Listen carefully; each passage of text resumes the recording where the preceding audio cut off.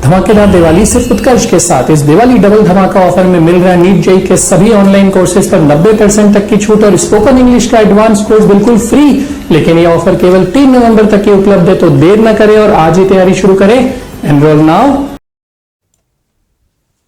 Hello my dear students, welcome to the Utkarsh classes, India top education platform, जहां पर हम लोगों ने दिवाली स्पेशल क्लास जो है वो स्टार्ट की थी और उसका पार्ट 2 जो है वो आज हम लोग डिस्कस करने वाले हैं। तो स्टूडेंट्स, आप लोग सोच रहे होंगे पार्ट 2 किसका, तो बेटा कल की क्लास जो थी उसके अंदर डिसऑर्डर्स इनकम्प्लीट रह गए थे, तो आज बाकी वाले जो डिसऑर्डर्स हैं जो हमारे बायो के कोर्स के अंदर इंक्लूडेड हैं, जूलॉजी की अगर मैं बात करूँ तो सारे के सारे जूलॉजी के डिसऑर्डर्स जो हैं वो आज की क्लास में हम लोग डिस्कस करने वाले हैं। तो कुछ जो है वो हम लोगों ने लास्ट क्लास में डिस्कस कर लिए थे और बचे हुए जो है वो आज हम लोग डिस्कस करने वाले हैं। तो चलो स्टार्ट करें आज का ये सेशन। एक बार जल्दी से मुझे थम्स अप करके बता दो that you all are ready for today's session. तो स्टार्ट करें। चलो स्टार्ट करते हैं। लास्ट क्लास में हम लोगों ने कुछ डिसऑर्डर्स को डिस्कस किए थे। जहां तक मुझे याद है लास्ट हम लोगों ने मूवमेंट एंड लोकोमोशन को लेकर के डिस्कस किए थे। जॉइंट से रिलेटेड जो डिसऑर्डर थे वो डिस्कस किए थे। आज की क्लास के अंदर हम लोग डिस्कस करने वाले हैं कुछ और डिसऑर्डर्स को। किन डिसऑर्डर्स को डिस्कस करने वाले हैं तो यहां पर देखते हैं।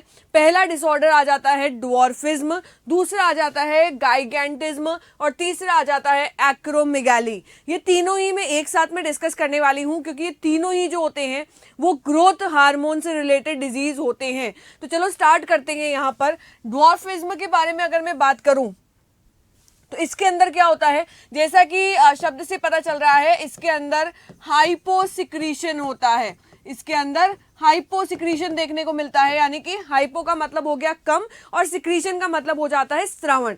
किसका हाइपोसिक्रीशन देखने को मिल रहा है तो हम ये कह देंगे हाइपोसिक्रीशन देखने को मिल रहा है ग्रोथ हार्मोन का। किसका देखने को मिलता है स्टूडेंट्स? ग्रोथ हार्मोन का हाइपोसिक्रीशन देखने को मिलता है। ग्रोथ हार्मोन कौन सिक्रीट करता है तो हम ये कह देते हैं ग्रोथ हार्मोन जो होता है वो पिट्यूटरी ग्लैंड के द्वारा स्रावित किया जाता है। एंटीरियर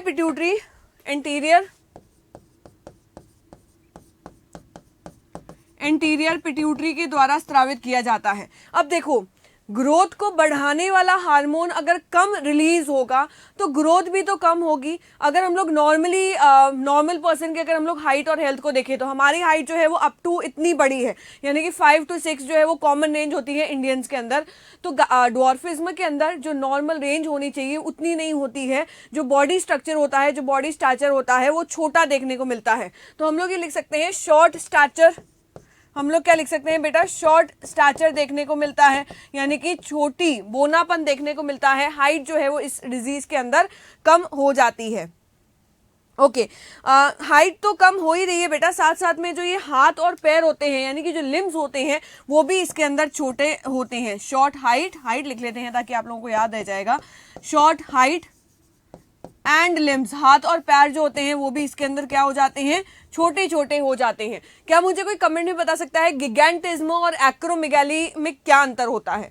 मैं आप लोगों की कमेंट्स देख रही हूं, जल्दी से मुझे बताओ कि गिगेंटिज्म और एक्रोमेगाली के अंदर क्या डिफरेंस होता है।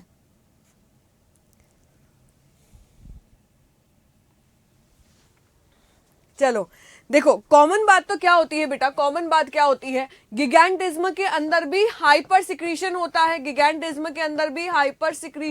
है और एक्रोमेगाली के अंदर भी हाइपर सिक्रीशन देखने को मिलता है। हाइपर सिक्रीशन देखने को मिलेगा, ठीक है। तो दोनों में ही हाइपर सिक्रीशन हो रहा है। किसका हाइपर सिक्रीशन हो जाता है तो हम ये कह देते हैं कि ग्रोथ हार्मोन का हाइपर सिक्रीशन हो रहा है। हाइपर का मतलब होता है ज्यादा, सिक्रीशन का मतलब होता है स्रावन, और इसके अंदर भी क्या हो जाता है? ग्रोथ हार्मोन का हाइपर सिक्रीशन जो है वो देखने को मिलता है। ग्रोथ हार्मोन का हाइपर सिक्रीशन देखने को मिलेगा। तो दोनों में ही हाइपर सिक्रीशन हो रहा है, बट अंतर ये होता है कि ये जो हाइपर सिक्रीशन हो रहा है गिगेंटिज्म में, तो ये वाला हाइपोसिक्रीशन फ्रॉम द बर्थ, मतलब जन्म के समय से ही, चाइल्डहुड में, फ्रॉम बर्थ अगर हम लोग अप्रोप्रिएटली लिखे तो ये बर्थ के टाइम से ही ये देखने को मिलेगा। और उसकी वजह से क्या हो जाता है? बच्चा जो है वो बहुत ज्यादा लंबा बन जाता है जब वो एडल्ट बनता है। तो लॉन्ग हाइट एंड लिम्स, हाथ और पैर भी जो होते हैं वो बहुत ज्यादा लंबे लंबे होते हैं, बहुत ज्यादा लंबी जो है वो हाइट देखने को मिलती है।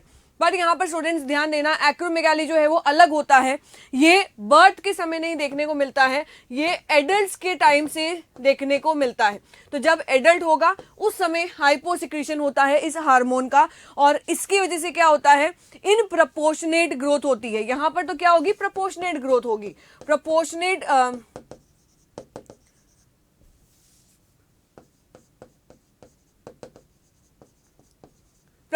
ग्रोथ का मतलब होता है बेटा हाइट, मतलब हाथ पैर लंबाई तीनों ही जो है वो इक्वली बढ़ेंगे, मतलब हाइट बढ़ रही है तो उस हिसाब से हाथ और पैर भी बढ़ रहे हैं।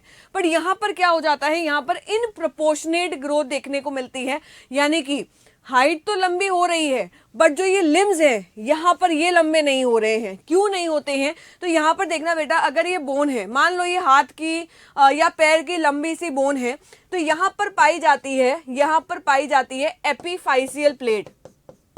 एपीफाइसियल प्लेट यहाँ पर पाई जाती है, यानी कि ये वाली प्लेट जो यहाँ पर इन दोनों किनारों पर पाई जाती है। एपीफाइजियल प्लेट जो होती है उसकी वजह से जब हम लोग बच्चे होते हैं, बच्चे से लेकर के एडल्ट में जब हम लोग कन्वर्ट हो जाते हैं तो कितनी हाइट बढ़ती है, उस हाइट के बढ़ने के लिए एपीफाइजियल प्लेट जो होती है वो रिस्पॉन्सिबल होती है। बट जैसे ही अगर हम लोग एडल्टहुड में आ गए, मतलब हम लोगों ने अच्छी खासी हाइट अटेन कर ली, उसके बाद में एपीफाइजियल प्लेट जो होती है वो लॉक हो जाती है, यानी कि अब ये बोन जो है वो बढ़ नहीं सकती है। पर यहाँ पर क्या रिलीज हो रहा है, ग्रोथ हार्मोन रिलीज हो रहा है, जो इसके किनारे वाली हिस्से हैं बोन के वो बढ़ जाते हैं। मतलब आप लोगों ने खली तो देखा ही होगा, खली की आप लोगों ने हाइट वगैरह देखी होगी कि कितनी इन प्रपोर्शनेट उसकी हाइट जो है वो दिखाई देती है। तो वही इन प्रपोर्शनेट हाइट का बढ़ना, इन प्रपोर्शनेट हाइट का बढ़ना क्या कहलाता है, एक्रोमेगाली कहा जाता है। तो तीनों ही डिसऑर्डर जो है वो ग्रोथ हार्मोन से रिलेटेड है।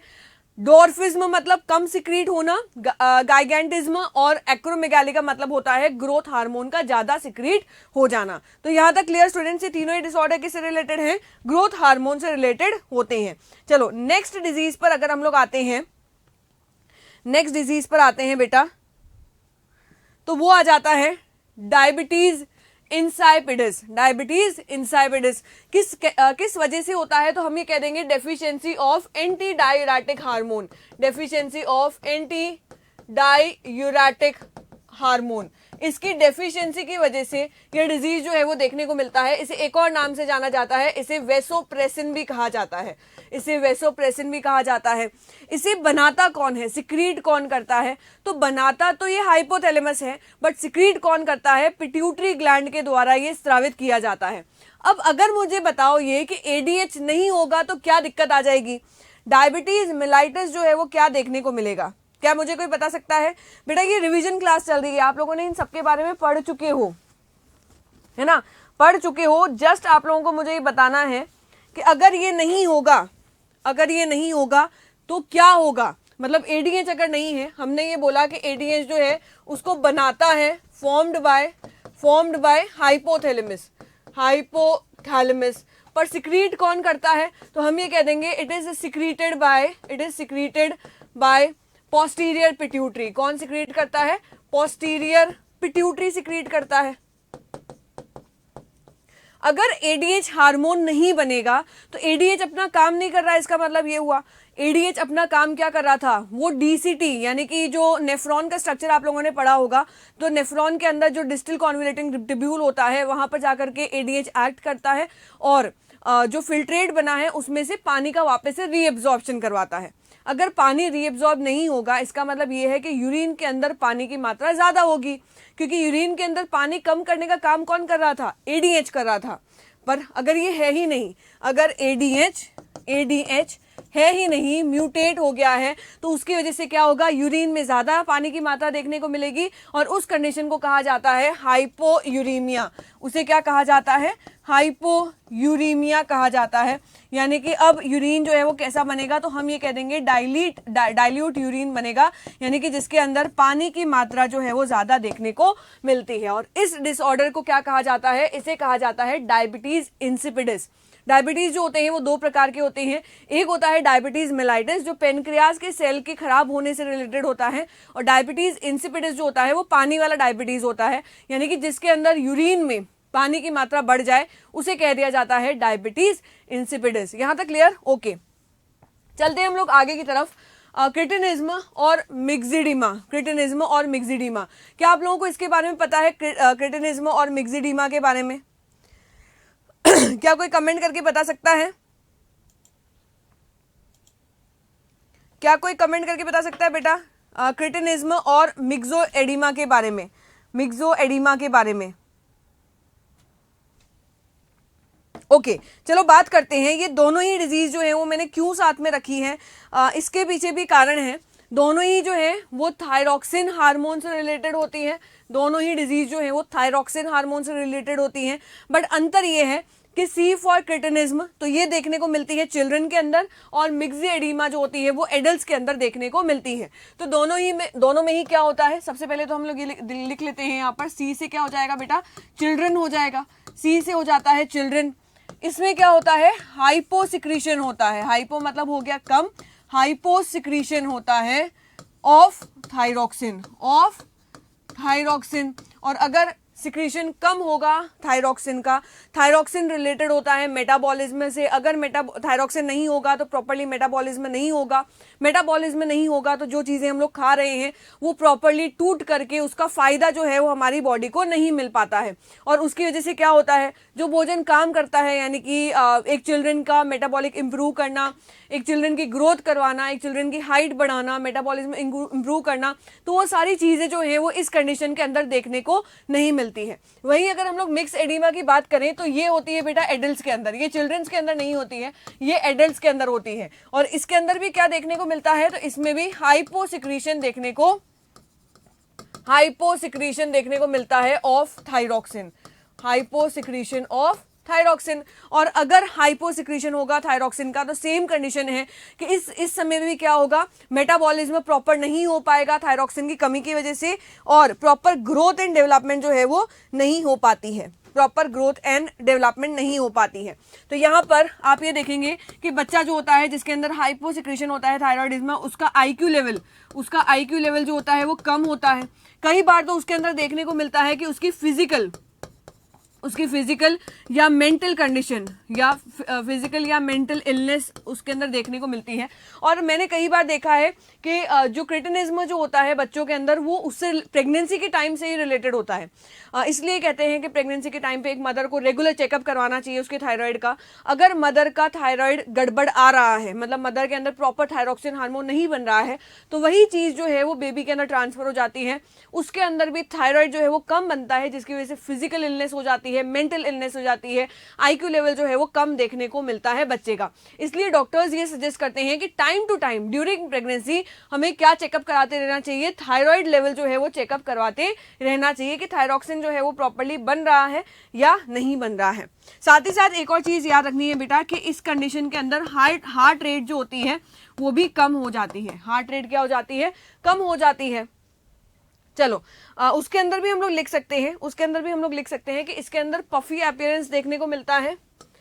पफी अपीयरेंस बिल्कुल होगा, पफी अपीयरेंस। हाइपोसिक्रीशन हो रहा है, देखो बेटा हाइपोसिक्रीशन हो रहा है, यानी कि थायरॉक्सिन जो है, समझना आप लोगों को कंफ्यूजन होता होगा कि किस समय मोटा वाला थायराइड होता है, किस समय पतला वाला थायराइड होता है। तो यहाँ पर थायरॉक्सिन जो है वो कम बन रहा है, और थायरॉक्सिन के कम बनने की वजह से क्या होगा, मेटाबॉलिज्म जो है वो प्रॉपर्ली नहीं हो पाएगा। मेटाबॉलिज्म किससे जुड़ा हुआ होता है? मेटाबॉलिज्म का सीधा सीधा मतलब होता है भोजन को तोड़ करके एनर्जी की प्राप्ति करना। तो अगर ये मेटाबॉलिज्म ढंग से हो ही नहीं पा रहा है तो जो हम लोग ग्लूकोज ले रहे हैं, प्रोटीन ले रहे हैं, फैट ले रहे हैं, वो टूटेंगे भी नहीं। अगर वो टूट करके एनर्जी के फॉर्म में कन्वर्ट नहीं होंगे तो वो कहाँ पर इकट्ठे होंगे? हमारी बॉडी के अंदर ही जाकर के इकट्ठे हो जाएंगे, और हमारी बॉडी के अंदर इकट्ठे होने की वजह से क्या हो जाता है? पफीनेस देखने को मिलता है, सूजन देखने को मिलती है। तो यहाँ पर आ गया मिक्स एडिमा। दूसरी बात यहाँ पर लिखना बेटा, पफीनेस तो देखने को मिलती ही है, उसकी बॉडी का टेम्परेचर जो होता है वो लो होता है। देखो थायराइड जो होता है या थायरॉक्सिन हार्मोन का जो काम होता है वो मेटाबॉलिज्म का काम होता है, यानी कि उसके अंदर हीट जो है वो कंज्यूम होती है। तो यहाँ पर क्योंकि मेटाबॉलिज्म हो ही नहीं रहा है, किसी भी प्रकार की हीट जनरेट नहीं हो रही है, तो इनके बॉडी का टेम्परेचर जो है वो कैसा होगा, इनके बॉडी का टेम्परेचर लो आता है। कैसा आता है, लो देखने को मिलता है। तो यहां तक बात समझ में आई। अगर मैं कोई हाइपर सिक्रीशन का केस ले लूं तो क्या आप मुझे बता सकते हैं? अगर हम लोग इसमें देखेंगे बेटा, अगर फीमेल हो, फीमेल के अंदर ये कंडीशन देखने को मिले तो उसके अंदर मेंस्ट्रुअल साइकिल भी इफेक्ट होती है। थोड़ा सा ध्यान रखना, मेंस्ट्रुअल साइकिल इसके अंदर अफेक्ट होती है, मेंस्ट्रुअल साइकिल अफेक्ट होती है। चलो नेक्स्ट डिजीज पर आ जाते हैं, दैट इज गॉइटर। और गॉइटर के बारे में तो सब लोगों को पता ही होगा, गॉइटर के बारे में तो पता ही होगा बेटा। इसके अंदर भी थायरॉक्सिन का हाइपोसिक्रीशन होता है। इसके अंदर भी क्या होता है, इसके अंदर भी हाइपोसिक्रीशन होता है ऑफ थायरॉक्सिन। अब आप लोग बोलोगे कि अभी अभी तो मैडम ने कंडीशन पढ़ी थी हाइपोसिक्रीशन ऑफ द थायरॉक्सिन की, तो उसके अंदर इसे क्यों नहीं इंक्लूड किया गया, क्यों गॉइटर को अलग कैटेगरी के अंदर डाला गया? तो बेटा ये जो गॉइटर होता है वो होता है आयोडीन की डेफिशिएंसी की वजह से। ये किसकी वजह से होता है? आयोडीन, ये आयोडीन डेफिशिएंसी की वजह से होता है। और आप लोगों को पता है कि हमारी बॉडी के अंदर जो आयोडीन पाया जाता है वो थायरोसिन के साथ में मिक्स होकर के, थायरोसिन के साथ में मिक्स होकर के क्या बनाता है, तो हम ये कह देंगे थायरॉक्सिन बनाता है। तो बेटा अगर यहाँ पर आयोडीन की डेफिशिएंसी देखी जा रही है, मतलब ये बहुत ज्यादा कम है या है ही नहीं, तो क्या थायरोसिन थायरॉक्सिन के अंदर कन्वर्ट हो पाएगा? नहीं हो पाएगा।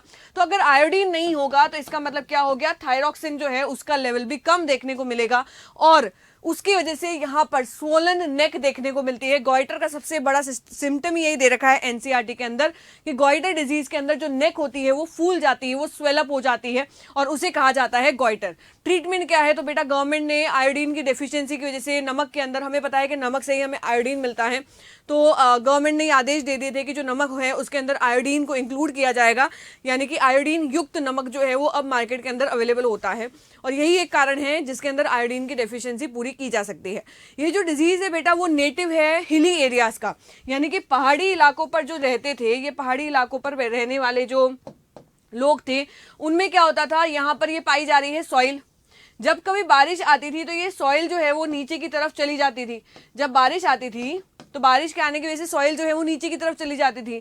और हमें पता है कि आयोडीन जो होता है वो सॉइल के अंदर पाया जाता है और सॉइल से ही वो कहाँ पर आ जाता है, फ्रूट्स और वेजिटेबल्स के अंदर आ जाता है।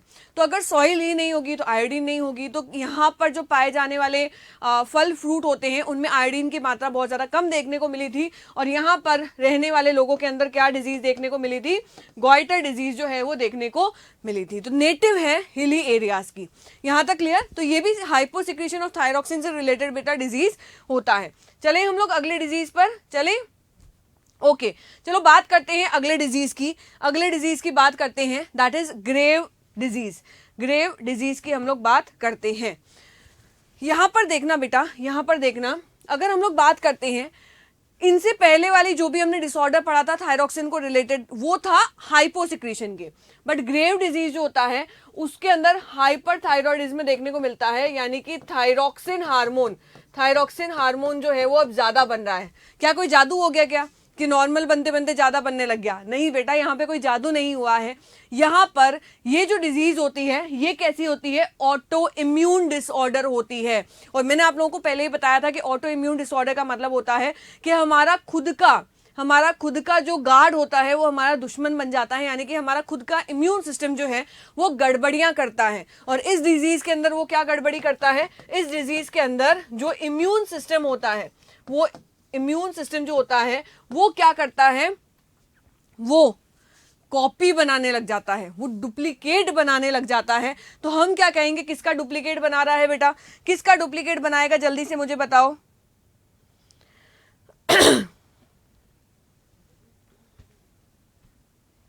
ओके ये बनाएगा बेटा, ये बनाएगा, मिमिक करेगा एंटीबॉडीज और किसके अगेंस्ट, थायराइड स्टिमुलेटिंग हार्मोन। यानी कि TSH की ये कॉपी बनाने लग जाता है, ये डुप्लीकेट बनाने लग जाता है TSH का। थायराइड स्टिमुलेटिंग हार्मोन क्या करता है बेटा? थायराइड स्टिमुलेटिंग हार्मोन थायरोसिन को कहता है, थायरोसिन को कहता है कि बेटा अब तुझे थायरोक्सिन बनाना है। ये स्टिमुलेट करता है थायरोक्सिन बनाने के लिए। तो सोचो थायराइड स्टिमुलेटिंग हार्मोन अपना काम कर रहा था, बट इम्यून सिस्टम ने क्या किया? इसका डुप्लीकेट बना दिया, इसके क्या कर दिए? डुप्लीकेट बना दिए। और अब ये डुप्लीकेट भी जाकर के क्या करेंगे? इस थायरोक्सिन को बोलेंगे कि जा तुझे थायरोसिन को बोलेंगे जा तुझे थायरोक्सिन बनाना है। तो इम्यून सिस्टम की गड़बड़ी की वजह से, उसके TSH के डुप्लीकेट बनाने की वजह से अब नॉर्मल जितना थायरोक्सिन बनना चाहिए था उससे कई गुना ज्यादा जो है वो थायरोक्सिन बनने लग जाता है। और इसे क्या कहा जाता है बेटा? इसे कहा जाता है ग्रेव्स डिजीज। सिम्टम्स क्या होते हैं चलो देख लेते हैं। इसके अंदर प्रोट्रूशन ऑफ आई दिखाई देता है, यानी कि आंखें जो है वो बाहर आती हुई नजर दिखाई देती है, उभरी हुई बाहर की तरफ दिखाई देती है। इसके अंदर वेट लॉस हो जाता है, बिल्कुल वेट लॉस होगा। क्यों होगा? क्योंकि थायरोक्सिन जो है वो बहुत ज्यादा बन रहा है। थायरोक्सिन क्या करता है? भोजन को तोड़ करके एनर्जी प्राप्त करने में मदद करता है, यानी कि मेटाबॉलिज्म का काम करवाता है। ज्यादा मेटाबॉलिज्म होगा तो ज्यादा वेट जो है वो लॉस होगा ही होगा। बॉडी टेम्परेचर जो है वो हाई होता है, जैसे कि मैंने आप लोगों को बताया था कि अगर मेटाबॉलिज्म ज़्यादा होगा तो वो हीट जनरेटिंग प्रोसेस से रिलेटेड होता है, तो उसके लिए ज़्यादा हीट जनरेट होती है, जिसकी वजह से बॉडी टेम्परेचर जो है वो हाई देखने को मिलता है। और इस डिजीज़ को क्या कहा जाता है? इसे ग्रेव्स डिजीज़ के नाम से जाना जाता है। चलो नेक्स्ट जो आपके NCERT के अंदर मेंशन है वो आ जाता है बेटा एडिसन्स सिंड्रोम। एडिसन सिंड्रोम किसकी वजह से होता है? मिनरलोकॉर्टिकॉइड्स की डेफिशिएंसी की वजह से एडिसन सिंड्रोम देखने को मिलता है। क्या मुझे कोई बता सकता है मिनरलोकॉर्टिकॉइड के उदाहरण क्या है? कोई भी एक उदाहरण, कोई भी एक उदाहरण। मैं देख रही हूं कि आप लोगों में से कौन कमेंट करता है। मिनरलोकॉर्टिकॉइड का एक उदाहरण क्या होता है? कौन सी ग्लैंड रिलीज करते हैं मिनरलोकॉर्टिकॉइड्स?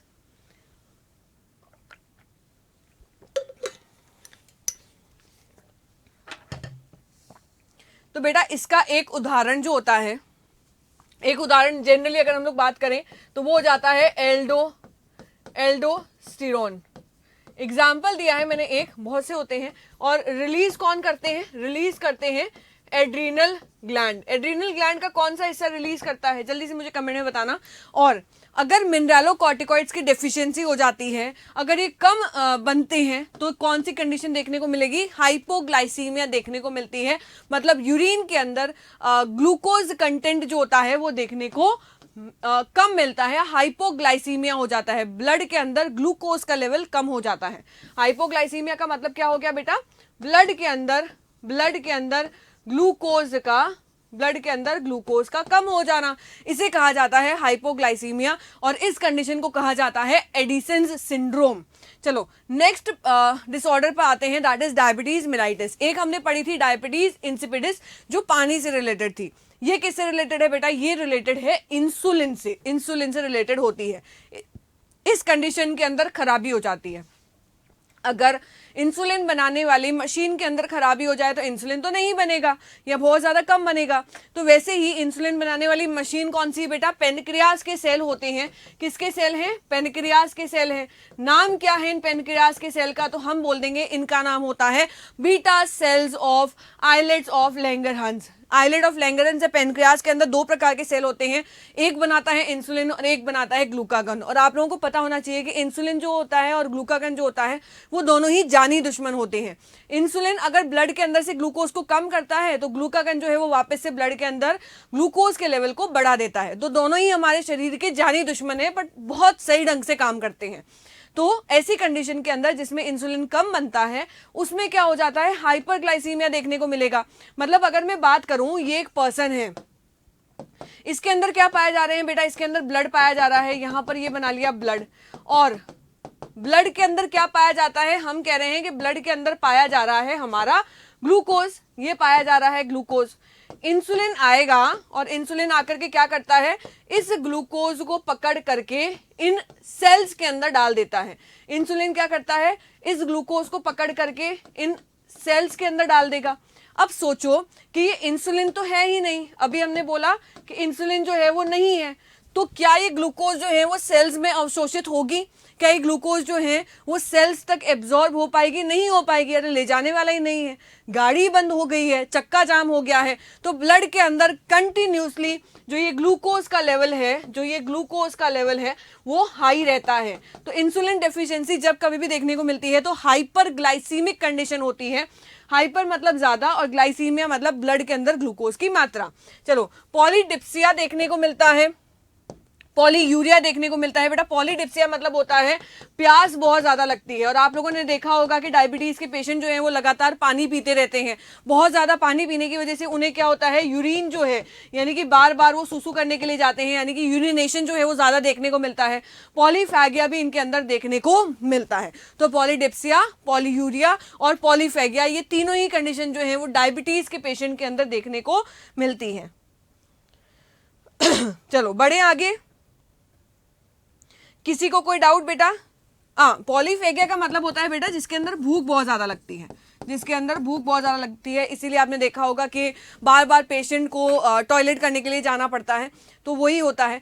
डायबिटीज मेलाइटिस जो होता है वो दो प्रकार का होता है, एक होता है इंसुलिन डिपेंडेंट डायबिटीज मेलाइटिस और एक होता है non insulin dependent diabetes mellitus, type 1 diabetes और टाइप 2 डायबिटीज। तो थोड़ा बहुत आप लोगों को ये चीज जो है वो याद रखनी पड़ेगी।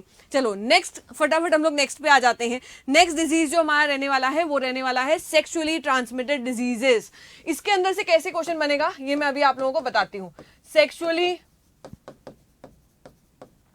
Transmitted diseases, sexually transmitted diseases जो होती हैं यानी कि सेक्स के थ्रू ट्रांसफर होने वाली डिजीजेस 3 पैथोजेंस के द्वारा ट्रांसफर हो सकती हैं, या 3 पैथोजेंस होते हैं, दैट इज बैक्टीरिया, वायरस और प्रोटोजोअन्स। बैक्टीरिया की अगर हम लोग बात करें तो बेटा 3 बैक्टीरिया हैं जो सेक्सुअली ट्रांसमिट होते हैं।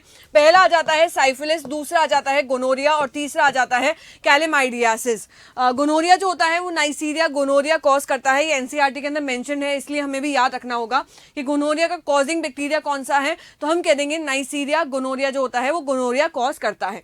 वायरल की अगर हम लोग बात करें तो एड्स होता है, एड्स के बारे में हम लोगों ने डिटेल में पढ़ चुके हैं ऑलरेडी। अगर आप लोगों ने वो क्लासेस अटेंड नहीं की है तो NEET JEE bye Utkarsh classes channel पर जाना, वहां पर प्लेलिस्ट में जाना, और हमने ह्यूमन हेल्थ एंड डिजीजेस के अंदर कंप्लीट डिटेल के अंदर एड्स और कैंसर को कवर किया है, और दोनों ही बहुत इंपॉर्टेंट है। एड्स जो होता है वो वायरली एसटीडी है, वायरल एसटीडी है, ये एचआईवी के थ्रू कॉज होता है, यानी कि ह्यूमन इम्यूनो डेफिशिएंसी वायरस इसे कॉज करता है। सेकेंड आ जाता है हेपेटाइटिस बी जो कॉज करता है हेपेटाइटिस बी वायरस।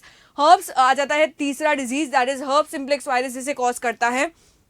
और चौथा आ जाता है genital wards, that is human papilloma virus, इसका कॉजेटिव एजेंट होता है। प्रोटोजोआ कौन सा होता है, तो ट्राइकोमोनियासिस जो होता है वो सेक्सुअली ट्रांसमिटेड डिजीज करने वाला प्रोटोजोआ माना जाता है। यहां से जो क्वेश्चन बनता है बेटा, आप लोगों को ऑप्शन दे दिए जाएंगे और आप लोगों को पूछ लिया जाएगा कि इनमें से कौन से इनक्योरेबल है, यानी कि जिन्हें कभी भी ठीक नहीं किया जा सकता है, जिसका कोई इलाज नहीं है। तो मैंने आप लोगों को याद करवाया भी था कि आप लोगों को अगर ये चीज याद रखनी है तो आप लोगों को सिंपली याद रखना पड़ेगा इनक्योरेबल। हमने पूछा कि इनमें से इनक्योरेबल कौन सी होती हैं, तो आप कह दोगे इनक्योरेबल कौन सी होती है, H3 यानी कि तीनों ही H से स्टार्ट होने वाली बीमारियां। एक तो हो गई एचआईवी, बेटा एचआईवी, दूसरा H हमने पढ़ा था हेपेटाइटिस बी, तीनों ही वायरल होगी हेपेटाइटिस बी, और तीसरी हो जाती है हर्ब्स। तो तीनों ही वायरल एसटीडीज जो होती हैं वो नॉन क्योरेबल होती हैं, जिन्हें कभी भी इलाज जिसका नहीं किया जा सकता है। कौन कौन सी याद रखनी है, H3 है यानी कि एचआईवी, हेपेटाइटिस बी, और तीसरी आ जाती है आपके हर्ब्स जो कौन कॉज करता है, हर्ब्स सिंप्लेक्स वायरस कॉज करता है। नेक्स्ट डिजीज पर आ जाते हैं बेटा, नेक्स्ट पे आते हैं। नेक्स्ट के अंदर हम लोग देखेंगे सिकल सेल एनीमिया। ये बड़ी ही इंटरेस्टिंग सी है क्योंकि इसके अंदर बहुत चेंजेस जो है वो देखने मिल रहे हैं और 3 लेवल पर देखने को मिलते हैं। क्या देखने को मिलते हैं अभी हम लोग बात करेंगे। सबसे पहले बात करते हैं ये कैसी होती है, ऑटोजोमल रेसेसिव डिजीज होती है। कैसी होती है, ऑटोजोमल रेसेसिव होती है। और आप लोगों को पता होगा कि रेसेसिव जो होती है वो जनरेशन को स्किप करती हैं। और इसके अंदर क्या होता है, इसके अंदर पॉइंट म्यूटेशन हो जाता है। और पॉइंट म्यूटेशन भी कैसा होता है कि इसमें सब्स्टिट्यूशन हो रहा है। सब्स्टिट्यूशन मतलब होता है एक की जगह कोई दूसरा आकर के ले लेता है, उसे कहा जाता है सब्स्टिट्यूशन। कैसा होता है, तो ट्रांसवर्जन प्रकार का सब्स्टिट्यूशन इसके अंदर देखने को मिलता है। फिर हम लोग बात करते हैं कि इसमें हो क्या रहा है। इसमें प्लियोट्रॉपी देखने को मिलती है, ये मैं अभी आपको एक्सप्लेन करती हूँ। और होता कैसा है, तो हम कह देंगे क्वालिटेटिव डिसऑर्डर होता है। देखो बेटा, इसमें क्या हो रहा है, इसमें पॉइंट म्यूटेशन हो रहा है, यानी कि एक सिंगल एक अमीनो एसिड बनाने वाला जो कोड होता है, कोडोन 3 होते हैं और उनमें से एक सिंगल न्यूक्लियोटाइड जो है वो चेंज हो जा रहा है। किसके अंदर चेंज देखने को मिलता है, तो हम लोग 3 लेवल पर बात करेंगे। हम लोग 3 लेवल पर बात करते हैं। सबसे पहले हम लोग बात करेंगे डीएनए लेवल पर, फिर हम लोग बात करेंगे एमआरएनए लेवल पर, और फिर हम लोग बात करेंगे प्रोटीन लेवल पर, क्योंकि कहीं पर भी चेंजेस जो हैं वो आप लोगों से पूछ लिए जाते हैं। तो आप लोग मुझे बता सकते हैं कमेंट के अंदर कि इसमें डीएनए लेवल पर क्या चेंज देखने को मिलता है। क्या मुझे कोई बता सकता है? सिकल सेल एनीमिया जो होता है, बिल्कुल बेटा, एक बच्चा जो है वो कमेंट कर रहा है कि सिकल सेल एनीमिया आरबीसी से रिलेटेड होता है। मैं भी आप लोगों को बताती हूँ कि कहाँ पर क्या क्या चेंजेस जो है वो आरबीसी में देखने को मिलते हैं। बट उससे पहले आप लोग मुझे कमेंट करके बताओगे कि डीएनए लेवल पर क्या चेंज जो है वो इसमें देखने को मिलेगा। जल्दी से बताओ बेटा, डीएनए लेवल पर सिकल सेल एनीमिया के अंदर क्या चेंजेस देखने को मिलते हैं?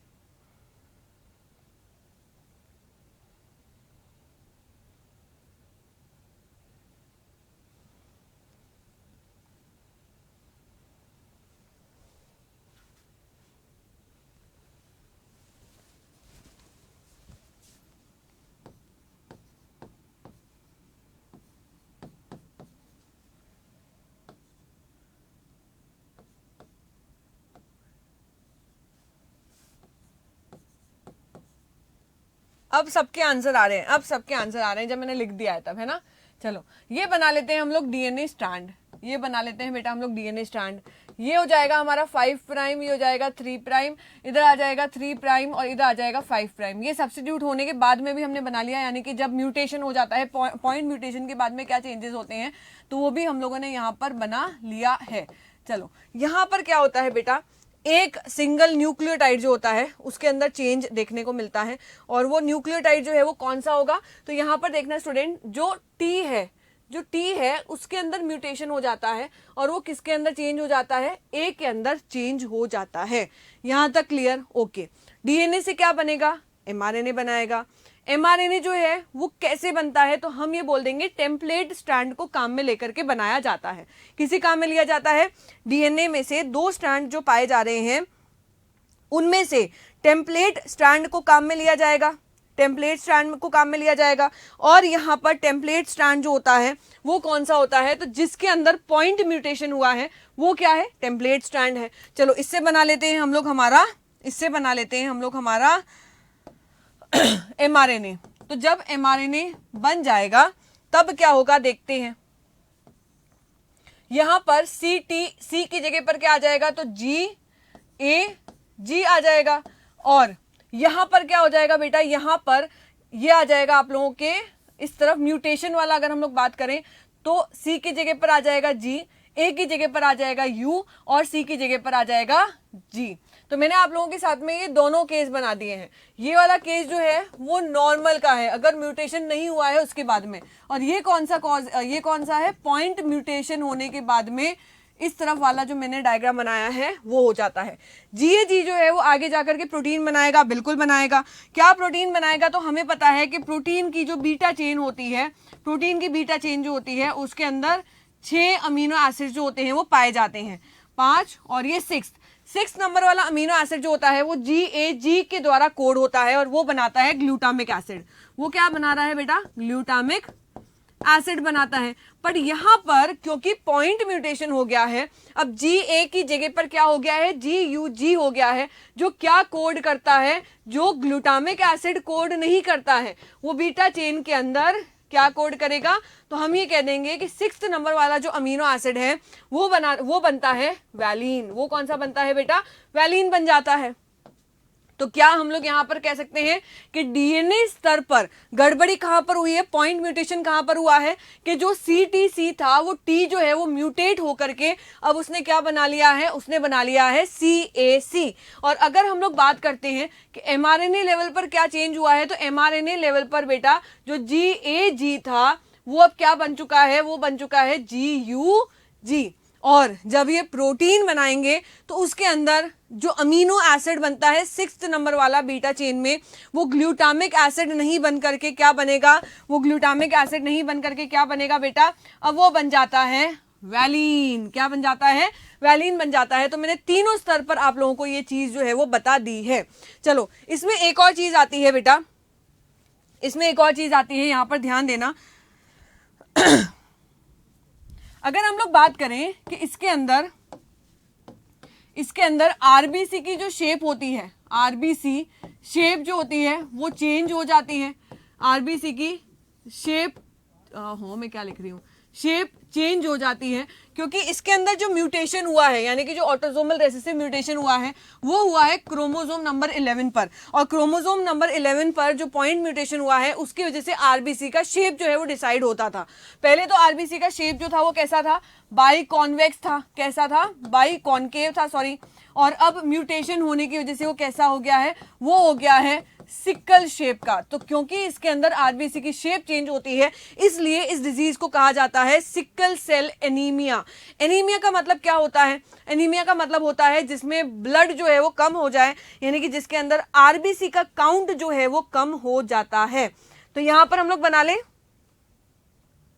यहां पर हम लोग बना लें, बिल्कुल बना लेते हैं, बिल्कुल बनाते हैं बेटा। तो देखना, अगर ही आरबीसी हम लोग यहाँ पे बात कर लेते हैं कंडीशंस की, ये हम लोग बात कर लेते हैं नॉर्मल कंडीशन की। जब नॉर्मल कंडीशन थी ये भी नॉर्मल थी, यानी कि दोनों ही जीन जो थे वो बराबर थे, तो नॉर्मल होगा। अगर एक अलील जो है वो जीन में से वो म्यूटेट हो जाता है, जैसे ये वाला नॉर्मल है और ये वाला दूसरा वाला अलील जो है वो म्यूटेट हो जाता है, यानी कि ये जो कैरियर बन जाता है इसे हम लोग क्या बोल देंगे, कैरियर हो जाता है। और जो कैरियर होता है उसके अंदर वो रेजिस्टेंट होता है, वो रेजिस्टेंट हो जाता है अगेंस्ट मलेरिया। इसको फायदा मिल गया है ना, अगेंस्ट मलेरिया। और इसके अंदर क्या होता है बेटा, इसके अंदर जो आरबीसीज हैं वो डिस्टर्ब होने लग जाती हैं और इसे ही क्या कह दिया जाता है, सिकल सेल एनीमिया के नाम से जाना जाता है। मरने क्यों लग जाती है, क्योंकि अब आरबीसी का शेप चेंज हो गया है, उसके अंदर पाया जाने वाला हीमोग्लोबिन जो होगा वो इतना ज्यादा अवेलेबल नहीं होगा। और हीमोग्लोबिन अगर अवेलेबल नहीं होगा तो आप सोचो कि क्या नहीं हो सकता है, ऑक्सीजन हमारी बॉडी तक प्रॉपर नहीं पहुंच सकता है और उसकी वजह से क्या होगा, डेथ जो है वो देखने को मिलता है।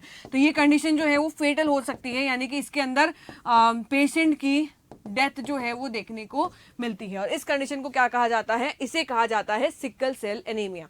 तो यहां तक ये इंपॉर्टेंट डिजीज क्लियर बेटा, बहुत ही इंपॉर्टेंट डिजीज है। तो यहाँ पे देखना बेटा, एक चीज और मैं आप लोगों को बताना चाहती हूँ, यहाँ पे लिख लेते हैं, आई थिंक यहाँ पे तो स्पेस नहीं है। ये जो डिजीज होती हैं, ध्यान रखना, ये डिजीज कैसी होती हैं, क्वांटिटेटिव डिजीज होती हैं। क्वांटिटेटिव मतलब क्वांटिटी डिक्रीज हो रही है। यहाँ पर हम लोग अगर इस डिजीज को देखते हैं तो एनीमिया हो रहा है, यानी कि आरबीसी का काउंट जो है वो कम हो रहा है, क्वांटिटी कम हो रही है। तो हम लोग यहाँ पे लिख सकते हैं क्वांटिटेटिव, सॉरी क्वालिटेटिव होगा बेटा, क्वांटिटेटिव नहीं होगा। इसके अंदर आरबीसी का शेप चेंज हो रहा है, इसके अंदर आरबीसी की क्वालिटी चेंज हो रही है, तो इसलिए हम लोग इसे क्या बोल देंगे, क्वालिटेटिव बोल देंगे, क्वांटिटेटिव नहीं। शेप चेंज हो रहा है यानी कि क्वालिटी चेंज हो रही है, क्वालिटेटिव। ये कैसा होता है, क्वालिटेटिव डिसऑर्डर होता है, यानी कि ऐसा डिसऑर्डर जिसके अंदर आरबीसी की क्वालिटी जो है वो चेंज हो रही है, इस शेप से इस शेप के अंदर ये कन्वर्ट हो जाता है।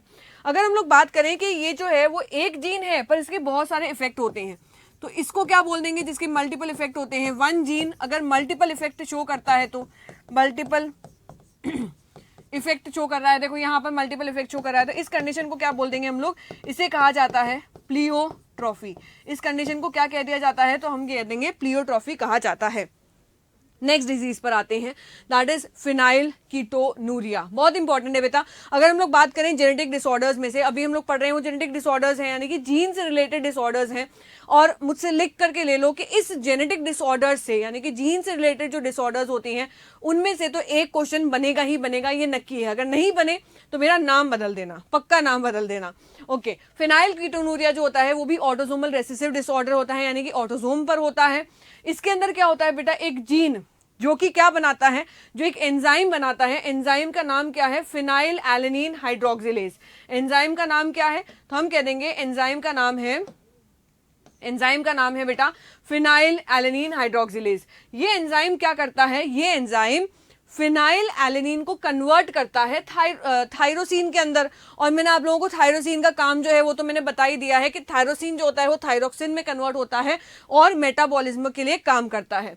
तो नॉर्मल चीज क्या थी कि जब ये जीन सही से काम कर रहा था तो ये एंजाइम बन रहा था, और इस एंजाइम की वजह से फिनाइल एलेनिन थायरोसिन के अंदर कन्वर्ट हो रहा था। पर अगर ये जीन म्यूटेट हो जाता है, जो ये एंजाइम बना रहा था, तो बेटा कोई एंजाइम बनेगा ही नहीं। अगर कोई एंजाइम नहीं बनेगा तो फिनाइल एलेनिन टायरोसिन में कन्वर्ट नहीं होगा, और अगर ये इसमें कन्वर्ट नहीं हुआ तो इसका लेवल जो है वो बढ़ता जाएगा, और बढ़ने की वजह से क्या होगा, ये हमारी बॉडी के अंदर इकट्ठा होता जाएगा। और अगर फिनाइल एलेनिन इकट्ठा होता जाता है तो ये कन्वर्ट हो जाता है फिनाइल पायरुविक एसिड के अंदर, और ये फिनाइल पायरुविक एसिड जो है वो ब्रेन में जाकर के इकट्ठा हो जाता है। ब्रेन तक इकट्ठा हो रहा था तब तक कोई दिक्कत नहीं थी, बट ये क्या करता है, ये स्किन के अंदर भी जाकर के फैल जाता है, ये स्किन के अंदर पिगमेंटेशन कॉज करता है, और ये हेयर के ऊपर यानी कि बालों के ऊपर भी अपना इफेक्ट जो है वो दर्शाता है।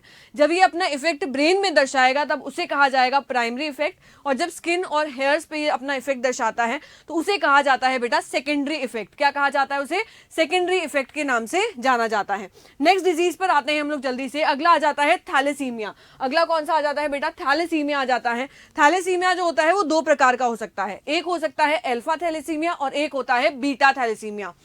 इसके अंदर क्या होता है कि क्रोमोसोम नंबर 16, अगर हम लोग सबसे पहले बात करें अल्फा थैलेसीमिया की, तो इसके अंदर क्रोमोसोम नंबर 16 के ऊपर पाया जाने वाला जीन दैट इज HbA1 और HbA2 जीन जो होता है उसमें म्यूटेशन हो जाता है।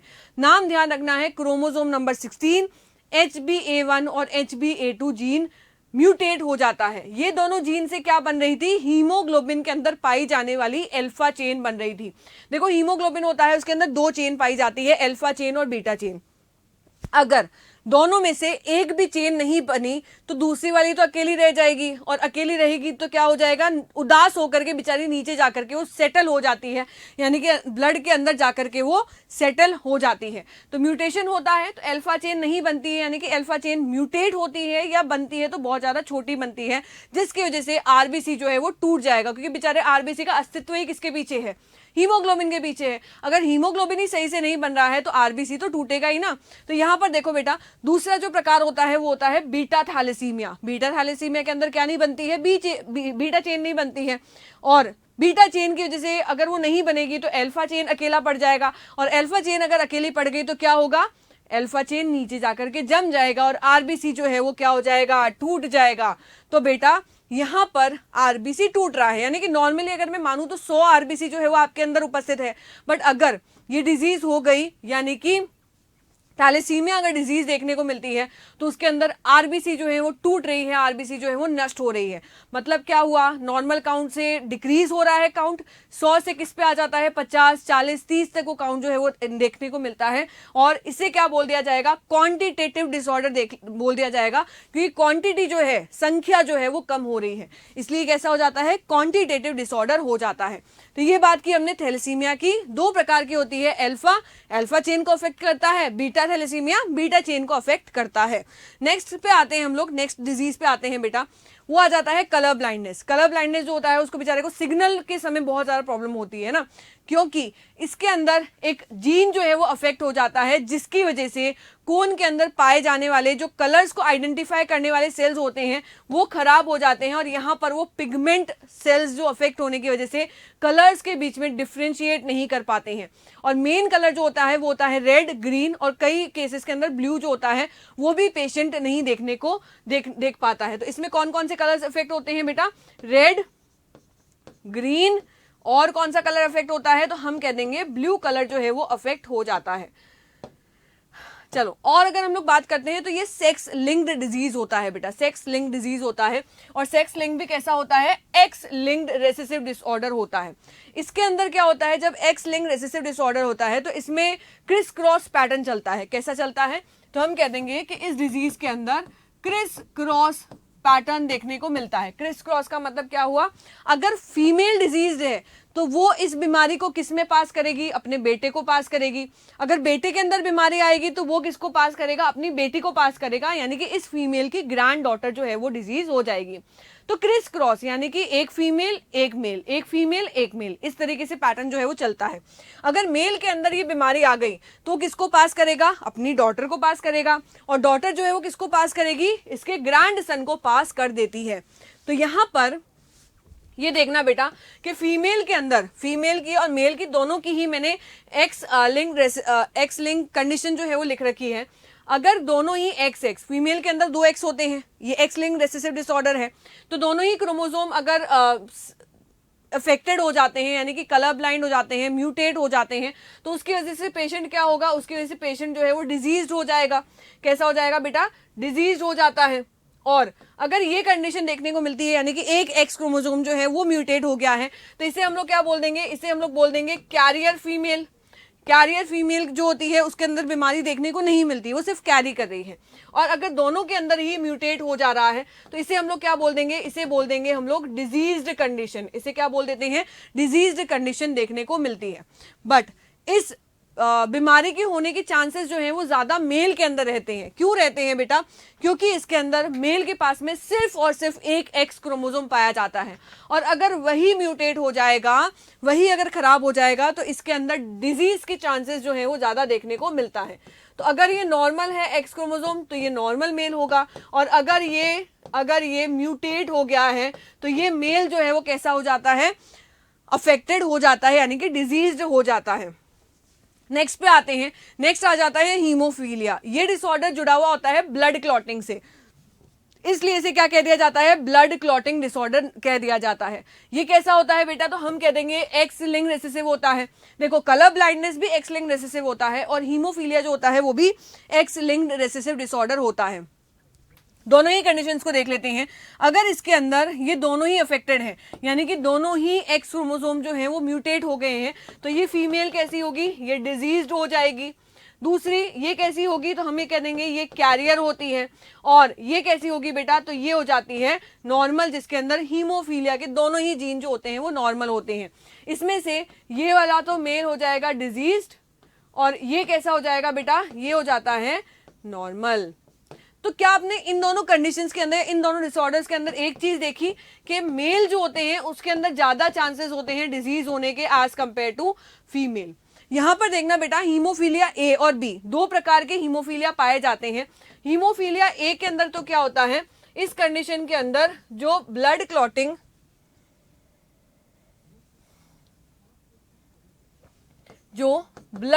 फैक्टर 8 होता है, जो ब्लड क्लॉटिंग फैक्टर 8 जो होता है उसको बनाने वाला जीन जो होता है वो म्यूटेट हो जाता है। और हीमोफीलिया बी के अंदर क्या होता है, इसके अंदर ब्लड क्लॉटिंग फैक्टर 9 बनाने वाला जीन जो है वो म्यूटेट हो जाता है। इसे रॉयल हीमोफीलिया भी कहते हैं। इसे क्या कहते हैं बेटा, रॉयल ब्लीडिंग हीमोफीलिया भी कहते हैं, क्योंकि ये क्वीन एलिजाबेथ के टाइम से देखने को मिल रही थी, और उनसे ही ये डिजीज जो है वो ट्रांसमिट होकर के उनकी अगली जनरेशन के अंदर पास हो गई है। इस डिजीज के अंदर अगर कट लग जाता है बेटा, तो क्योंकि इसके अंदर क्लॉटिंग फैक्टर्स जो है वो अफेक्टेड हो रहे हैं, तो इस वजह से क्या होता है कि कट लगने पर क्लॉट नहीं बन पाता है और लगातार ब्लड जो है वो बहता रहता है, और इस डिजीज को कहा जाता है हीमोफीलिया। इसे रॉयल ब्लीडिंग तो कहते हैं, साथ साथ में इसे क्रिसमस हीमोफीलिया भी कहते हैं। क्रिसमस हीमोफीलिया भी इसे कहा जाता है, थोड़ा सा ध्यान रखना है। नेक्स्ट डिजीज पर आते हैं हम लोग, जिसे कहा जाता है डाउन सिंड्रोम। देखो बेटा, डाउन सिंड्रोम से 2023 के अंदर क्वेश्चन बना था, और चांसेस हैं कि डाउन सिंड्रोम, क्लिनफिल्टर और टर्नर्स, ये तीनों ही ऐसे हैं जो हर साल क्वेश्चन जो है वो बनाता ही बनाता है। तो डाउन सिंड्रोम जो है वो 2023 में बना चुका है, तो चांसेस हैं आगे भी जो बने। तो डाउन सिंड्रोम के अंदर क्या होता है बेटा, 21st नंबर ऑफ क्रोमोसोम जो होता है उसकी एक एक्स्ट्रा कॉपी आ जाती है। 21 क्रोमोसोम की कितनी कॉपी होती है, 2, बट डाउन सिंड्रोम के अंदर क्या होता है, एक एक्स्ट्रा आ जाती है। क्यों आती है, तो नॉर्मली क्या होता है, हेप्लॉइड क्रॉस होते हैं और डिप्लॉइड सेल बना लेते हैं, बट इस कंडीशन में क्या होता है, इस कंडीशन के अंदर एक एक्स्ट्रा क्रोमोसोम, एक एक्स्ट्रा कॉपी इनकॉर्पोरेटेड क्रोमोसोम जो है वो दूसरे क्रोमोसोम के साथ में क्रॉस करता है, और इसके वजह से क्या देखने को मिलता है, एन्यूप्लॉइडी देखने को मिलती है, यानी कि एक एक्स्ट्रा कॉपी ऑफ क्रोमोसोम देखने को मिलेगी। इसके डिजीज पेशेंट के सिम्टम्स क्या होते हैं, तो इसका पीछे का जो सिर का बैक होता है, यानी कि ये वाली जगह होती है वो एकदम चपटी होती है, फ्लैट होती है। इसके फिंगर्स के अंदर बहुत सारे लूप्स देखने को मिलते हैं। देखो हमारे फिंगर के अंदर कितने लूप है, 1, 2 और 3, यानी कि 3 जो है वो धारियां देखने को मिलती हैं, बट इन पेशेंट्स के अंदर फिंगर्स में बहुत सारे लूप्स देखने को मिलते हैं। पाम जो होती है वो क्रीज होती है, यानी कि बहुत ज्यादा सलवटें होती हैं पाम पर। बिग और रिंकल्ड टंग देखने को मिलती है, यानी कि इनके अंदर जो जीभ होती है बहुत ज्यादा बड़ी होती है, और कई केसेस के अंदर तो बाइफर्केटेड भी देखने को मिलती है, यानी कि सांप के जैसी जीभ इनमें देखने को मिलती है। ये वाला जो है वो आपको अच्छे से याद रखना है कि 21 नंबर के क्रोमोसोम के अंदर ट्राइजोमी होती है, यानी कि 3 क्रोमोसोमल कॉपी देखने को मिलेगी। अगला आ जाता है क्लिन-फ्लिंटर और टर्नर सिंड्रोम। दोनों को मैंने साथ में रखा है क्योंकि बेटा ये और ये कंडीशंस जो हैं वो ऑलमोस्ट सेम है, बट यहां पर क्या है, क्लिन-फ्लिंटर सिंड्रोम जो है वो मैन के अंदर देखने को मिलती है। आप कैसे याद रखोगे, के फॉर किंग, के फॉर क्लिन-फ्लिंटर। इसके अंदर भी क्या हो रही है, ट्राइजोमी हो रही है, बट किसकी होती है, सेक्स क्रोमोसोम की होती है। इसमें भी सेक्स क्रोमोसोम के अंदर ही गड़बड़ी देखने को मिलती है, बट इसमें अगर एक ज्यादा हो रहा है तो इसमें कम हो जाता है। क्लिन-फ्लिंटर में एक ज्यादा होता है, टर्नर में कम हो जाता है। क्लिन-फ्लिंटर मेल के अंदर देखने को मिलती है, टर्नर सिंड्रोम जो है वो फीमेल के अंदर देखने को मिलती है। तो चलो, ट्राइजोमी हो जाती है सेक्स क्रोमोसोम की। नॉर्मल कंडीशन में क्या होता है, 44 प्लस XY क्रोमोसोम्स होते हैं, बट जब क्लिन-फ्लिंटर सिंड्रोम होता है तो उसमें एक एक्स्ट्रा X क्रोमोसोम जो है वो आ जाता है। तो इस कंडीशन को हम लोग या तो ऐसे लिख सकते हैं या हम लोग ऐसे लिख सकते हैं, 47 कॉमा प्लस नहीं लिखूंगी बेटा, प्लस लिखूंगी तो क्या हो जाएगा, 47, 48, 49, 50 क्रोमोसोम हो जाएंगे, बट नहीं, 47 टोटल क्रोमोसोम्स होते हैं, और सेक्स क्रोमोसोम की स्थिति क्या देखने को मिलती है, XXY जो है वो कंडीशन देखने को मिलती है। यहां पर अगर हम लोग इसके सिम्टम्स की बात करें तो इनमें बेटा गायनेकोमेस्टिया देखने को मिलता है। गायनेकोमेस्टिया मतलब होता है कि मेल्स के अंदर ब्रेस्ट का डेवलपमेंट हो जाता है, हालांकि वो फंक्शनल नहीं होते हैं, बट ब्रेस्ट का डेवलपमेंट देखने को मिलता है। स्टेराइल होते हैं, यानी कि ऐसे मेल जो होंगे वो सेक्स करने के बाद में बच्चा पैदा नहीं कर सकते, उन्हें कहा जाता है स्टेराइल। और इनके अंदर पुअर मसल डेवलपमेंट देखने को मिलती है, यानी कि वो जो मेल होता है वो पतला दुबला हो जाता है। और भी अगर हम लोग बात करें तो इनके अंदर जो दाढ़ी आती है, यानी कि जो बियर्ड आती है, वो इतनी ज़्यादा डेवलप्ड नहीं आती है, दूर दूर 1, 2, 4, 5 ऐसे थोड़े थोड़े बाल जो है वो दिखाई देते हैं, यानी कि प्रॉपर बियर्ड डेवलपमेंट इनमें नहीं होती है। वहीं अगर हम लोग बात करें टर्नर सिंड्रोम की, तो टर्नर सिंड्रोम के अंदर फीमेल जो होती है वो अफेक्टेड होती हैं।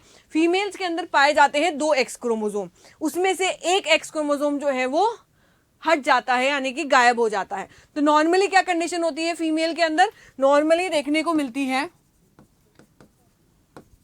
44 प्लस XX, और अगर ये टर्नर फीमेल होगी, अगर ये टर्नर फीमेल है तो उसके अंदर कैसी कंडीशन देखने को मिलती है बेटा, 44 प्लस X, 0 का मतलब यहां पर कुछ भी नहीं है। इस कंडीशन को हम लोग ऐसे भी लिख सकते हैं, 45 टोटल क्रोमोसोम होते हैं और क्रोमोसोमल स्थिति क्या होती है, X0 होती है। ओके, इनके सिम्टम्स क्या होते हैं, तो हम ये कह देंगे कि इनके अंदर रूडिमेंट्री ओवरी बनती है। ओवरीज 2 होती हैं, तो ऐसे पेशेंट्स के अंदर एक ही ओवरी जो होती है वो डेवलप होती है। साथ ही साथ में शॉर्ट स्टैचर्ड होती हैं, हाइट जो होती है वो इनकी बहुत ज्यादा कम होती है, और इनके अंदर एमिनोरिया देखने को मिलता है, यानी कि इनकी जो पीरियड साइकिल होती है वो इरेगुलर होती है, या फिर इनके अंदर पीरियड्स जो है वो आते ही नहीं है। इस कंडीशन को बोल दिया जाता है एमिनोरिया। तो यहां तक क्लियर, दोनों ही क्लिन-फ्लिंटर सिंड्रोम और टर्नर सिंड्रोम। नेक्स्ट आ जाता है बेटा टाइफाइड। अब हम लोग आ गए हैं 12th क्लास में। 12th क्लास के अंदर सबसे पहला डिजीज जो आ जाता है बैक्टीरियल डिजीज, वो आ जाता है टाइफाइड। कौन कॉज करता है, तो हम ये कह देंगे साल्मोनेला टाइफाइड जो होता है वो टाइफाइड कॉज करता है। इस कंडीशन के अंदर सस्टेन्ड हाई फीवर रहता है, यानी कि 39 डिग्री टू 40 डिग्री तक लगातार बुखार जो है वो बना हुआ रहता है। इसमें वीकनेस आती है, स्टमक पेन होता है, कॉन्स्टिपेशन होता है, हेडेक होता है, लॉस ऑफ एपेटाइट हो जाता है। क्योंकि इस डिजीज के अंदर क्या इफेक्ट होती है, तो हम ये कह देंगे कि इस डिजीज के अंदर जो अफेक्टेड होती है वो होती है लार्ज इंटेस्टाइन। तो लार्ज इंटेस्टाइन अगर इफेक्टेड हो रही है तो बेटा ये सारे सिम्टम जो हैं वो तो दिखने ही हैं। और इस टेस्ट को या इस बीमारी को कैसे पहचाना जा सकता है, बहुत ज्यादा इंपॉर्टेंट है। इस पे बहुत बार क्वेश्चन बना भी है कि इस बीमारी को बेटा वाइडल टेस्ट के द्वारा डायग्नोस किया जा सकता है। एनसीईआरटी के अंदर एक लेडी का जिक्र किया गया है, उस लेडी का नाम है मैरी मेलन। मैरी मेलन कौन थी बेटा? एक कुक थी जो घरों में जाकर के खाना बनाती थी, और उस पर्सन को या उस लेडी को क्या था, टाइफाइड था। तो उस पर्सन से या उस लेडी से जो टाइफाइड था वो उन सारे घरों के लोगों के अंदर फैल गया था, और टाइफाइड का एक हाई पीक उस टाइम पे देखने को मिला था। तो इसीलिए इसका क्या नाम दे दिया गया, इस लेडी का नाम दे दिया गया टाइफाइड मेरी। ये कुक थी जो सभी के घरों में जाकर के खाना बनाती थी। तो इसका मतलब ये हुआ कि टाइफाइड जो है बीमारी वो फैल सकती है अगर हम लोग इन्फेक्टेड पर्सन के ड्रॉपलेट्स को इनहेल कर ले तो, या अगर कोई टाइफाइड का पेशेंट है और हमारे पास में खड़ा होकर के छींक रहा है, खांस रहा है, तो उसके ड्रॉपलेट्स को अगर हम लोग अंदर की तरफ ले लें तो अफेक्टेड हो जाएगा, या टाइफाइड का वाले पेशेंट का झूठा खाने की वजह से भी ये फैल सकता है। नेक्स्ट डिजीज पर आते हैं निमोनिया। निमोनिया जो होता है वो कौन कॉज करता है, तो हम बोल देंगे स्ट्रेप्टोकोकस निमोनिया जो होता है या हीमोफिलस इन्फ्लुएंजा जो होता है, वो दोनों ही मिलकर के क्या कॉज कर देते हैं, निमोनिया डिजीज जो है वो कॉज करते हैं। इसके अंदर क्या हो जाता है बेटा, इसके अंदर जो लंग्स के अंदर पाई जाने वाली कुपिकाएं होती हैं या एल्वियोलाई होती हैं, उसके अंदर पानी भर जाता है, उसके अंदर फ्लूइड भर जाता है। और आप लोगों को तो पता ही है कि अगर बेटा इन एल्वियोलाई के अंदर पानी भर रहा है तो इसकी वजह से क्या होगा, गैसियस एक्सचेंज जो होनी चाहिए थी, यानी कि कार्बन डाइऑक्साइड और ऑक्सीजन का आदान प्रदान जो होता है वो अफेक्टेड होगा। वो अगर अफेक्टेड हो गया इसका मतलब सांस लेने के अंदर तकलीफ होती है।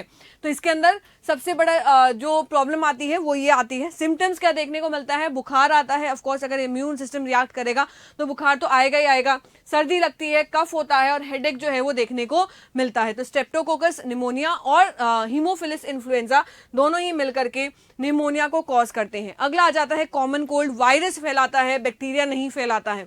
इसके अंदर सबसे बड़ी गड़बड़ी ये करते हो कि जब आप लोगों को कॉमन कोल्ड होता है तो डॉक्टर को जाके बोल देते हो कि डॉक्टर हमें एंटीबायोटिक दे दो। नहीं, कभी भी नहीं होता है।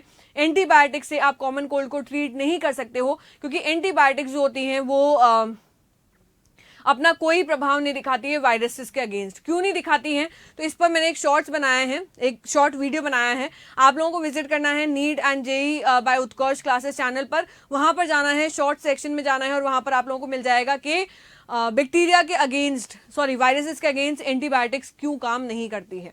ओके, तो कॉमन कोल्ड कौन फैलाता है? कॉमन कोल्ड फैलाता है राइनो वायरस। राइनो वायरस जब ये कॉमन कोल्ड फैला देता है तो क्या क्या देखने को मिलता है, इन्फेक्ट करता है नोज को, रेस्पिरेटरी पैसेज को। यानी कि हम लोगों ने पढ़ा था रेस्पिरेटरी पाथवे। रेस्पिरेटरी पाथवे के अंदर एक हमने पढ़ा था अपर रेस्पिरेटरी पाथवे और एक पढ़ा था lower respiratory pathway. Upper respiratory pathway जो होता है वो इसके अंदर यानी कि कॉमन कोल्ड के अंदर अफेक्टेड हो जाता है। इस कॉमन कोल्ड के अंदर लंग्स को कोई भी नुकसान नहीं पहुंचाते हैं। और सिम्टम्स क्या देखने को मिलेगा, देखो बेटा, नाक बहती रहेगी, गला खराब हो जाएगा, कफ हो जाएगा, हेडेक हो जाएगा। तो ये सारे सिम्टम्स जो हैं वो कॉमन कोल्ड के हैं। इससे आप वाकिफ हो, क्योंकि मुझे नहीं लगता है कि ऐसा कोई भी पर्सन होगा जिसको कॉमन कोल्ड आज दिन तक नहीं हुआ है।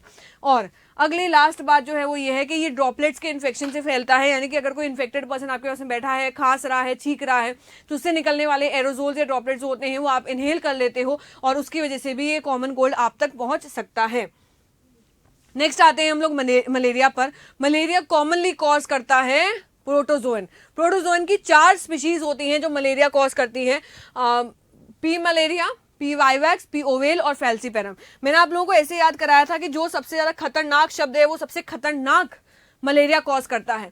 तो यहाँ पर प्लाज्मोडियम फैल्सीपेरम जो होता है वो सबसे ज्यादा खतरनाक मलेरिया, जिसे मेलिग्नेंट मलेरिया कहते हैं, वो कौन कॉज करेगा?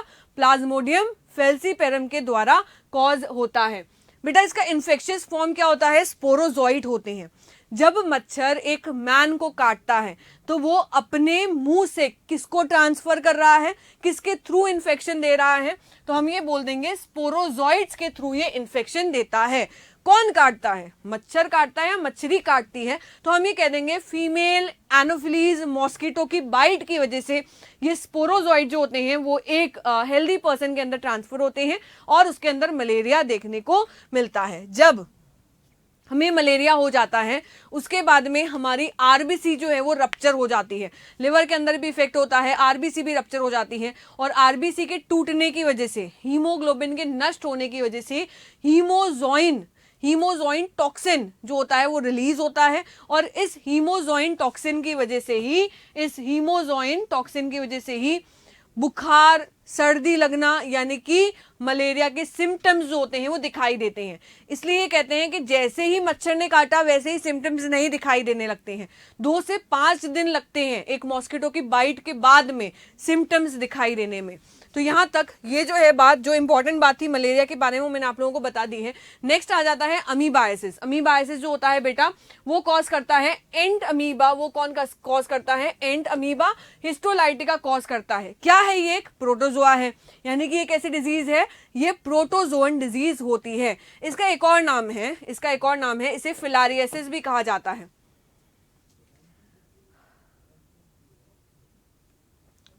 अमीबाइसिस प्रोटोजोआ के द्वारा कॉज होता है और ये किसको इफेक्ट करता है? तो हम कह देंगे ये किसे इफेक्ट करेगा? ये लार्ज इंटेस्टाइन को इफेक्ट करता है, ह्यूमन बींग्स के। और फैलाता कौन है? ये बहुत ज्यादा इंपॉर्टेंट चीज है। हाउस फ्लाई फैलाती है क्योंकि ये क्या है? मैकेनिकल कैरियर है। देखो बेटा, अगर ह्यूमंस जो है वो खुले में बैठ करके छींची पॉटी करते हैं तो छींची पॉटी पर बैठ जाती है हाउस फ्लाई। वो हाउस फ्लाई क्या करती है? फ्लाई होकर के आ जाती है आपके जो स्ट्रीट फूड मिलते हैं, पानी पूरी का ठेला हो गया या पिज्जा, बर्गर, चाउमीन जो आप खुले में रखे हुए ठेलों पर खाते हो, तो वो उस गंदगी पर बैठी, उस गंदगी से कहां पर आ गई? फूड पर आ गई। वो फूड जो है वो आपने बड़े मजे लेकर के खा लिया और उस हाउस फ्लाई ने क्या कर दिया बेटा? इन प्रोटोजोन्स को वहां से उठा करके कहां पर ट्रांसफर कर दिया? आपके अंदर ट्रांसफर कर दिया। जब वो खाना आप अपने माउथ के थ्रू अंदर की तरफ लोगे तो वो कहां पर पहुंच जाएगा? वो पहुंच जाएगा बेटा लार्ज इंटेस्टाइन के अंदर। और अगर लार्ज इंटेस्टाइन में पहुंच गया तो सारी गड़बड़ी हो जाएगी, आपको अमीबाइसिस हो जाएगा, जिसकी वजह से कॉन्स्टिपेशन देखने को मिलता है, एब्डोमिनल पेन देखने को मिलता है, मरोड़े आते हैं यानी कि क्रैम्प्स देखने को मिलेगा। और कॉन्स्टिपेशन की वजह से जब पेशेंट को जोर लगा करके छींची पॉटी करनी पड़ती है तो उस वजह से स्टूल के साथ में म्यूकस भी आ जाता है और सीवियर कंडीशन के अंदर ब्लड जो है वो भी उसके स्टूल के साथ में बाहर की तरफ निकल जाता है। तो गंदगी भरा खाना नहीं खाना चाहिए, साफ सुथरा खाना चाहिए, भोजन को अच्छी जगह पर, स्वच्छ जगह पर पका करके खाना चाहिए। चलो नेक्स्ट अगर हम लोग बात करते हैं बेटा एलिफेंटियासिस या फिलियासिस, जिसे हाथी पांव भी बोलते हैं जिस डिजीज को। इसके अंदर क्या होता है? कॉजेटिव एजेंट होता है वुचेरेरिया बेनक्रॉफ्टी या वुचेरेरिया मलाय, दोनों ही कॉज कर सकते हैं। इसके अंदर जो सबसे ज्यादा नुकसान देखने को मिलता है वो देखने को मिलता है लिम्फेटिक वेसल्स के अंदर। उसकी वजह से क्या होता है? पैरों के अंदर बहुत ज्यादा सूजन आ जाती है, पैर जो होते हैं वो हाथी के जैसे बड़े हो जाते हैं, इसलिए इसे कहा जाता है हाथी पांव। नेक्स्ट डिजीज पर आते हैं, रिंगवॉर्म के 3 कॉजेटिव एजेंट होते हैं, तीनों के ही नाम आप लोगों को याद रखने हैं, बहुत ज्यादा इंपॉर्टेंट है, क्वेश्चन यहां से बनेगा। तो यहां पर इसके कॉजेटिव एजेंट देखें तो वो होता है माइक्रोस्पोरम, तीनों ही इंपॉर्टेंट है, याद रखने हैं, माइक्रोस्पोरम, ट्राइकोफाइटोन और तीसरा आ जाता है एपिडर्मोफाइटोन। याद करो मेरे साथ में अभी के अभी, पहला हो जाता है माइक्रोस्पोरम, दूसरा आ जाता है ट्राइकोफाइटोन और तीसरा आ जाता है एपिडर्मोफाइटोन। यहां पर नुकसान किसको पहुंचाता है? तो स्किन को पहुंचाता है, हेयर्स को पहुंचाता है और स्कैल्प को पहुंचाता है। और इससे क्या या ये पास कैसे होता है बेटा? तो सॉइल के अंदर पाए जाने वाले इन्फेक्शियस डिजीज या पैथोजेंस अगर पास हो जाते हैं तो उसकी वजह से भी होता है। इन्फेक्टेड पर्सन का तौलिया काम में लेने से, उसके साथ में बैठ करके खाना खाने से या उसके यूज्ड यूटेंसिल को काम में लेने से, कंघे को काम में लेने से ये डिजीज जो है वो एक पर्सन से दूसरे पर्सन के अंदर फैल जाती है। नेक्स्ट डिजीज पर आते हैं, जो हमारा मेन जो बोलते हैं ना इन डिजीजेस का जो मुख्य चीजें हैं यानी कि एड्स और कैंसर। इन दोनों डिजीज के बारे में एनसीईआरटी में डिटेल में दे रखा है। यहां पर मैं डिटेल में बात नहीं करूंगी क्योंकि मेरे प्लेलिस्ट के अंदर वो ऑलरेडी वहां पर वीडियो बने हुए पड़े हैं इन दोनों डिजीजेस के बारे में। तो डिटेल में आप लोगों को वहां पर जाकर के इन दोनों डिजीजेस के बारे में पढ़ना है, क्वेश्चन बनता ही बनता है। चलो यहां पर बात कर लेते हैं एड्स की, हम लोग ऊपरी बात कर लेते हैं। कॉज कौन करता है? तो ह्यूमन डेफिशिएंसी वायरस जो है वो इसे कॉज करता है।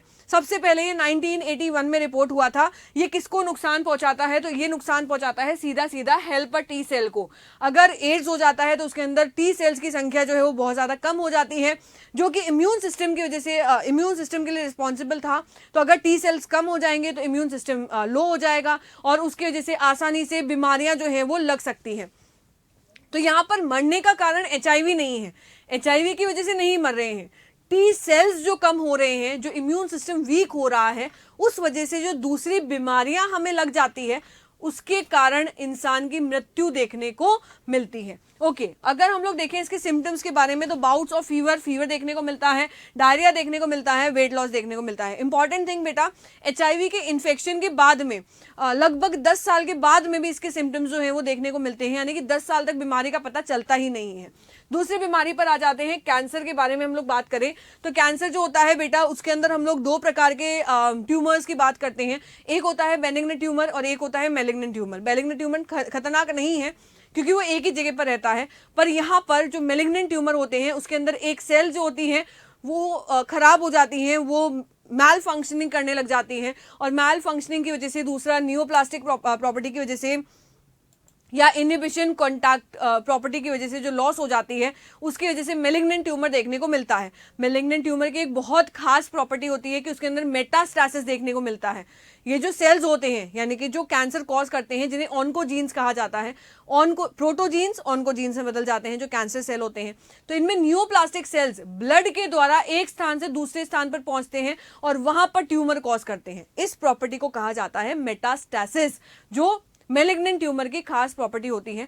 इन सब के बारे में मैंने आप लोगों को कैंसर के अंदर प्ले लिस्ट में पहले से ही समझा रखा है, तो वहां पर जाकर के आप कैंसर के बारे में पूरा की पूरा वीडियो देखेंगे। चलो, उसके बाद में बच जाता है हमारा स्किड।